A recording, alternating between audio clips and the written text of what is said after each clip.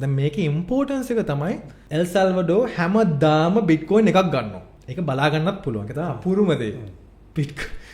Ledger එකේ වැටෙනවා. Ledger එකේ වැටෙනවා. ඒ විතරක් නෙමෙයි එල් සල්වඩෝ වල ජනාධිපති ඒක Twitter වල පෝස්ට්ුත් කරනවා. පෙන්නන්න. මෙන්න මේ අපි වැඩ කරන මේ IMF එකට පොඩ්ඩක් අර මිඩල් ෆින්ගර් එකක් වගේ තමයි පෙන්නන්නේ.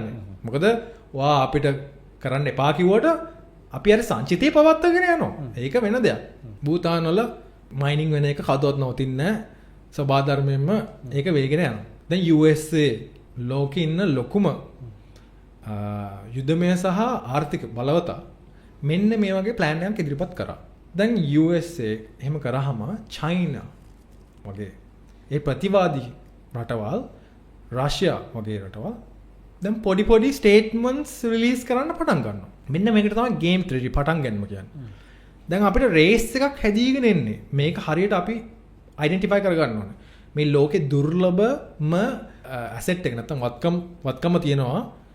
දැන් බිස්නසස් ඒ කියන්නේ නිකන් මිනිස්සු සහ රටවල් විතරක් නෙමෙයි.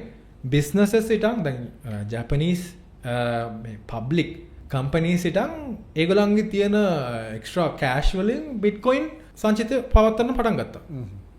දැන් ඒක එක කම්පැනි එකක් නෙමෙයි කම්පැනි ගොඩකට පැතිර යනවා මෙන්න මේ අයිඩියොලොජි එක.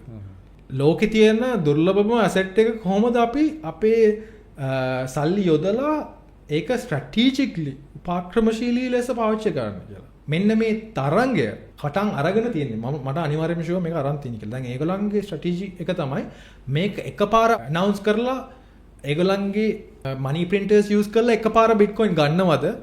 එතකොට ප්‍රයිස් එක උඩ යනවනේ සංජය. මේගොල්ලෝ කරන්නේ කියන්නේ නැතුව වැඩි අනවුන්ස් කරන්නේ නැතුව හිමින් ප්‍රයිස් එක උඩට යන ගම මේ සංචිතය හදාගන්න එක තමයි. මේක තමයි ඒ කියන්නේ මේ වෙලාවේ නිකන් හරි බිට්කොයින් ප්‍රයිස් එක අඩු වුණොත් රටවලට මේක ගන්න ලේසි. ලේසි අනිවාර්යයෙන් ගන්නවා සංජය. ඒතර ආයි මේක උඩ යනවා.